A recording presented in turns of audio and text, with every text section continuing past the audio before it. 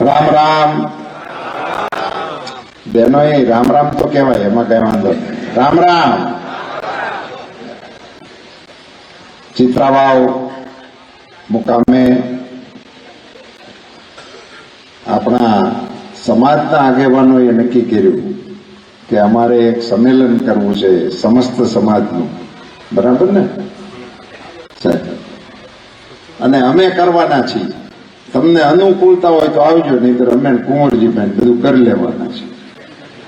મને એમ થયું કે સમસ્ત સમાજ જયારે એકત્રિત થતો હોય તો હું રામ રામ કરતો હોઉં એટલા હાટું તમારી વચ્ચે.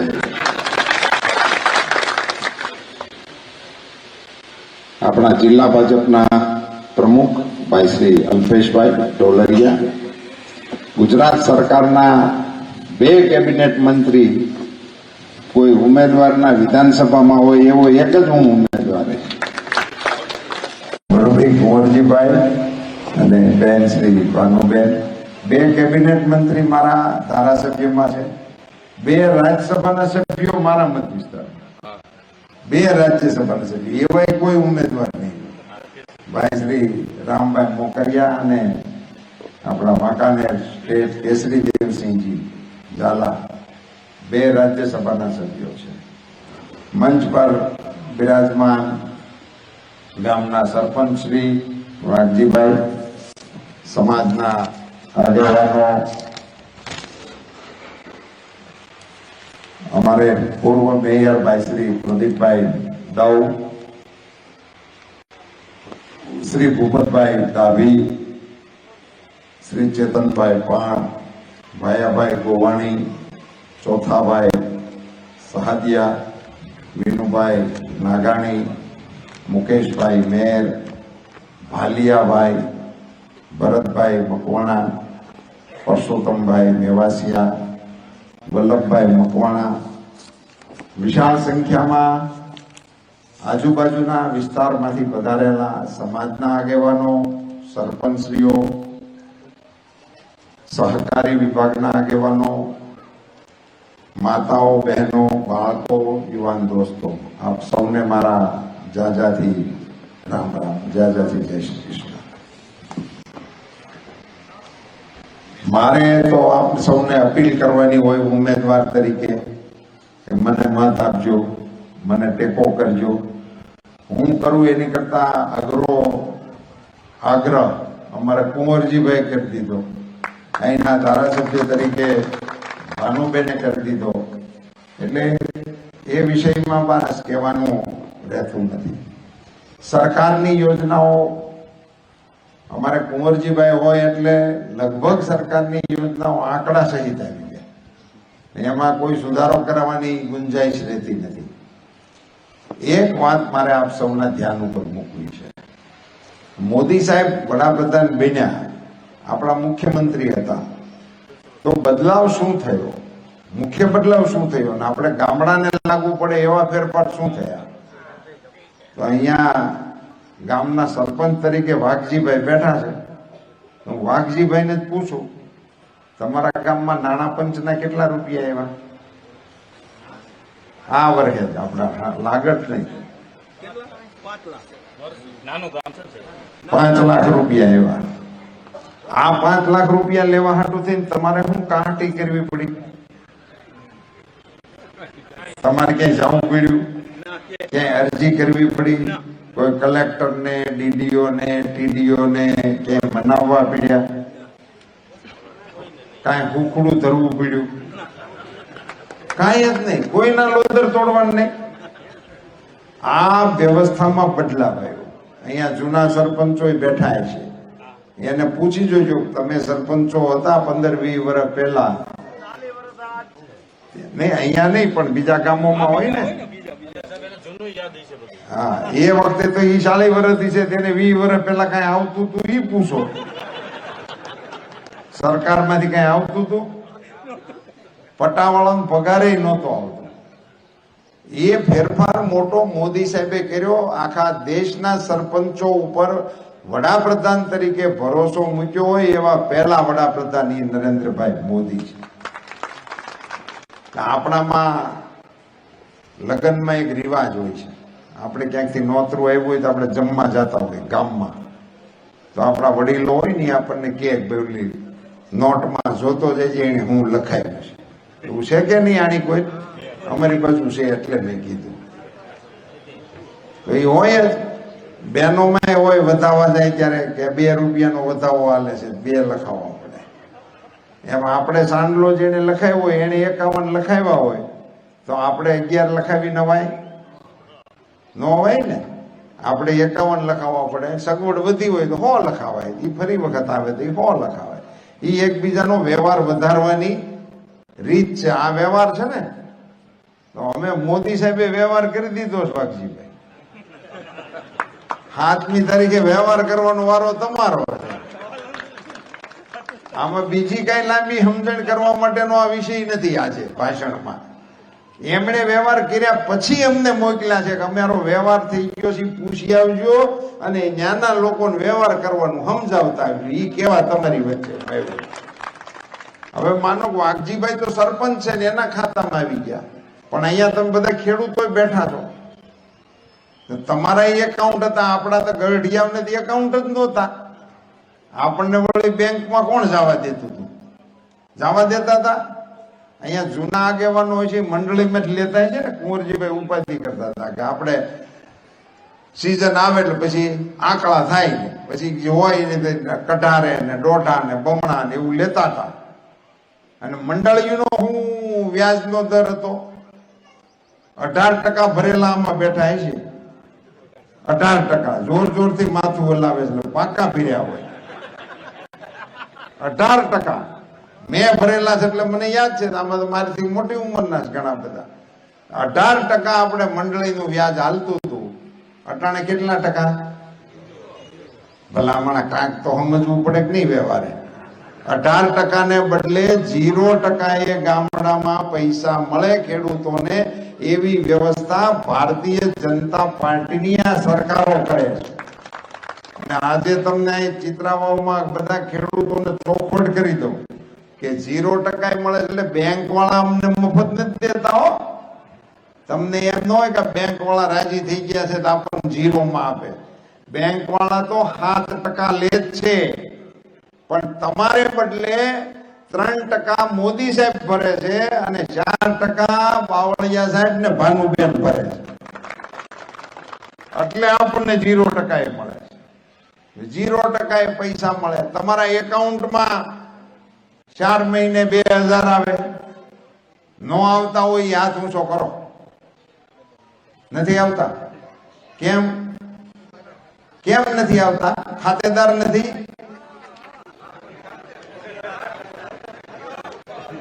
ખાતેદાર નથી એટલે વારસાઈમાં નામ નથી ચડ્યું તમારા. એ સુધારવાની વાત છે, સુધારી લઈશું. એ વિગતે તમે અમને આપજો અને સુધારી લઈશું. અને એ તો એમના પિતાશ્રીનું નામ હશે એના એકાઉન્ટમાં આવતા હશે, એના એકાઉન્ટમાં, બાપુજીના એકાઉન્ટમાં આવતા હોય. આ બધા આ વ્યવસ્થાઓ જે થઈ ને સાહેબ, મોદી સાહેબને કારણે થઈ. નહીતર આપણા એકાઉન્ટમાં આપણને સપનું કેદી આવતું હતું કે આપણે ત્યાં દિલ્હીમાં કોઈ બટન દબાવે અને આપણા એકાઉન્ટમાં પૈસા આવે એવી કોઈ વાત હતી જ નહીં. એવો કોઈ વિષય હતો જ નહીં.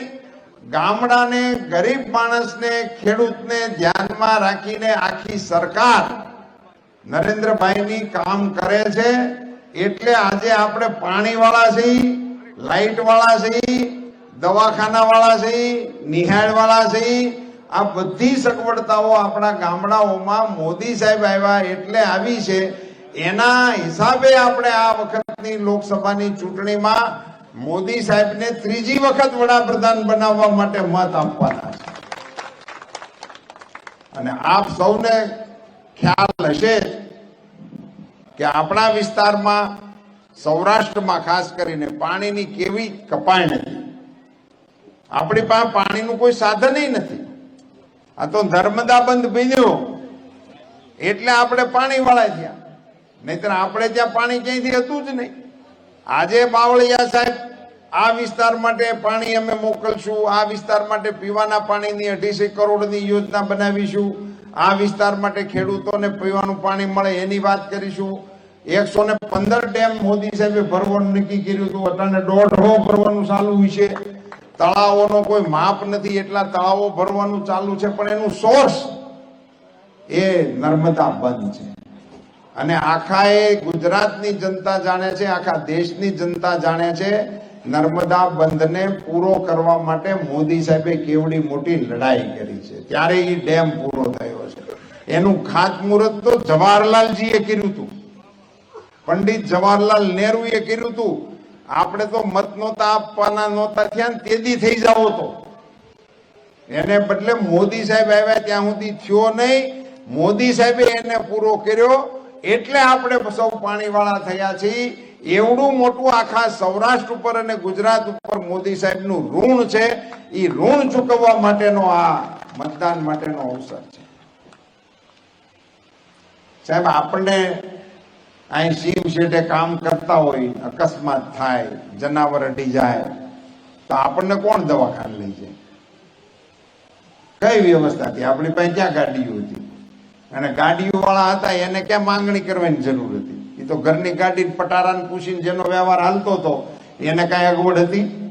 આ 108 આપણી હાટું આવી છે, ગરીબ માણસો માટે આવી છે.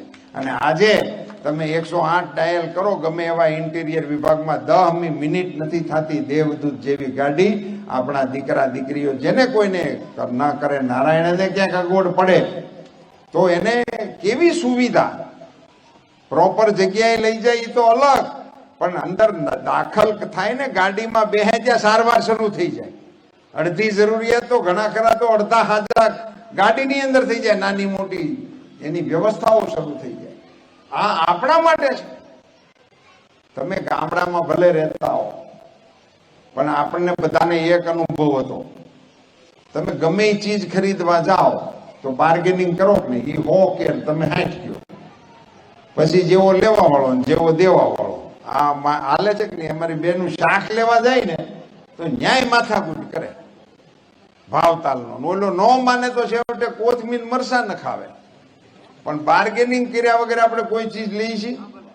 પણ દવાખાનાના તમે ડોક્ટરે લખી લીધેલી દવા હોય અને મેડિકલ સ્ટોરે જાઓ, ત્યાં કોઈ દી બાર્ગેનિંગ કર્યું? એ લખે ને 68 રૂપિયા ને 75 પૈસા, તો 68 ને 75 જ દેવા પડે. તમારી પાસે સૂટા ન હોય તો તમને વીક્ષની ટીકડીયું પકડાવે. ખોબો ભરીને ટીકડીયું લઈને આપણે ઘેરે આવી, એટલે ઘરના પૂછે કે તને ટીકડીયું લેવા મોકલ્યો તો દવા લેવા મોકલ્યો.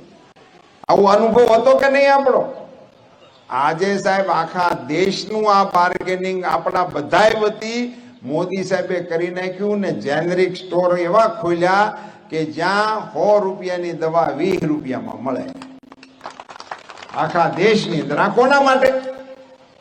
આ ગરીબો માટે, ગામડાવાળા માટે, અજાણ્યા માણસો માટે, સાધારણ માણસો માટે, જેના ઘરમાં ટીબી હોય, ડાયાબિટીક હોય, કાર્ડિયાક હોય, એને તો દર મહિને 200, 500, 1000 રૂપિયાની દવા નિયમિત થતી હોય. તો એ 500 કે 1000 રૂપિયાની દવા એ 50, 60, 80 રૂપિયામાં પતી જાય છે. એવા હજારો લોકોને આ દેશની અંદર લાભ આપવા માટેનું કામ થયું છે. આવી પાયાની સુવિધાઓ આપણને મળી છે, જેના કારણે મળી છે. એ સુવિધાઓ ચાલુ રહે એના માટે થઈને આપણે ટેકો કરવાનો છે. આ લોકો જે મત માંગવા નીકળ્યા છે ને એને આ કઈ કર્યું જ નથી, એટલે એને ચાલુ રાખવાની તો સમજણ ન હોય. જેને કોઈ દિવસ ઠાકોરજીને ફાળામાં 1 રૂપિયો ન લખાવ્યો હોય ઈ લાખો રૂપિયા દાનની વાત કરી મનાય? આ ઈ મહિલા છે એટલે એની વાતો સાંભળવામાં કે એનામાં પડવાની આપણે કોઈ આવશ્યકતા નથી. ગામડું, ખેતી અને ગરીબ નરેન્દ્રભાઈ મોદીના એજન્ડામાં પહેલા હતું ને. હવે તો સાહેબ આ ચૂંટણી પૂરી થાય ને તો જે આયુષ્માન કાર્ડના લાભ આપણે નાના મોટા માણસોને મળતા ભાળી છીએ ને, એમાં મોદી સાહેબે એક નવો નિર્ણય કર્યો છે. 70 વર્ષના કોઈ પણ નાગરિક થાય એ હંધાઈને આયુષ્માન કાર્ડ આપવાના. આમાંય જેની ઉંમર 70 થઈ હોય ને એને આ ચૂંટણી સુધીનો જ ખર્ચો એની માથે છે.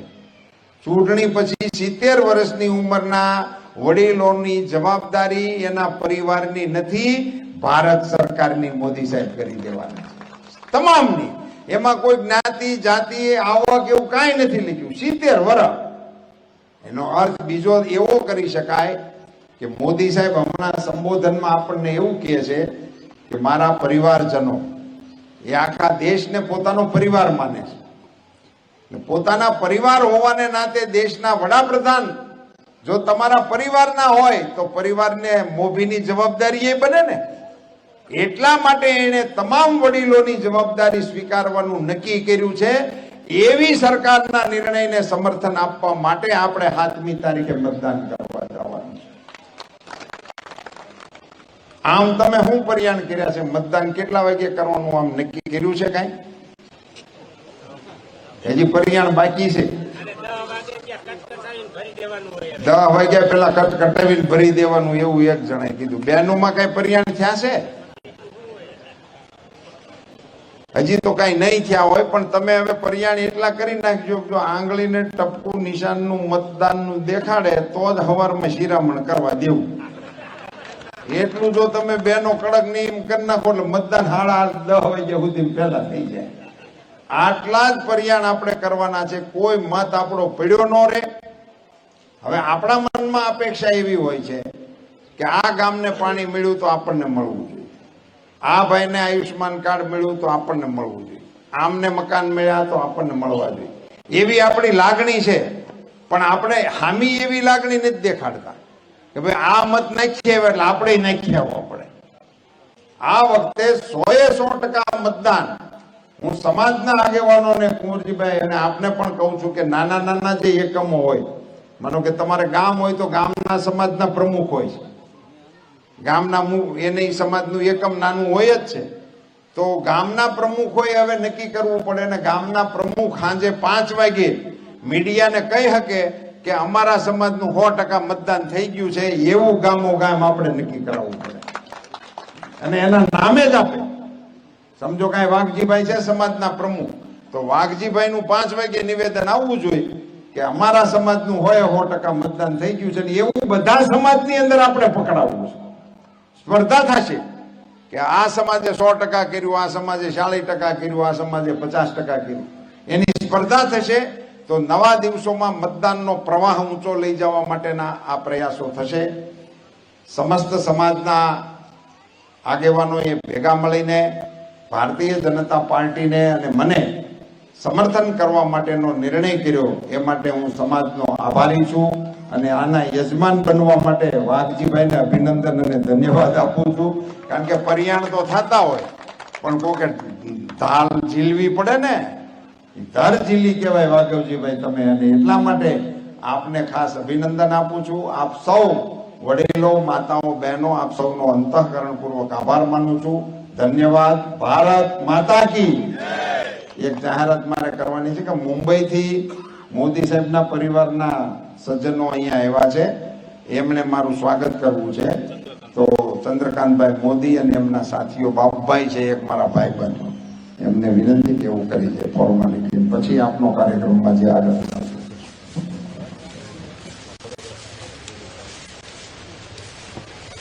રામ રામ. તબિયત પાણી? તબિયત થોડુંક હતું, મને સમાચાર નાના મોટા મળતા હતા.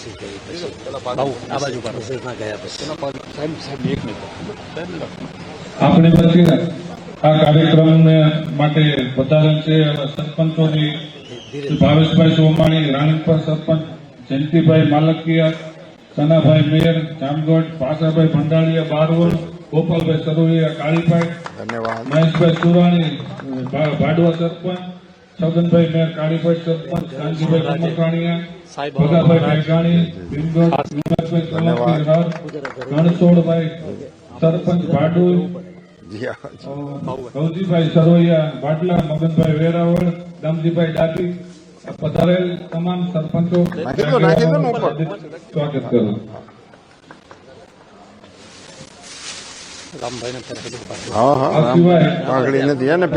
તમામ આગેવાનો મહેમાનોનું નામ લેવાનું હોય ન લેવાનું હોય બધાનું શાબ્દિક સ્વાગત કરું છું. જેવું કરાવી નાખો. હવે જોડાવાના છે ને ઇનામ બોલવા માંડો. હા, મા ભારતીને પરમ વૈભવના શિખર સુધી પહોંચાડવા માટે જે મિત્રો કોંગ્રેસમાં હતા એ ભારતીય જનતા પાર્ટીની વિચારધારાને વળીને આજે રૂપાલા સાહેબ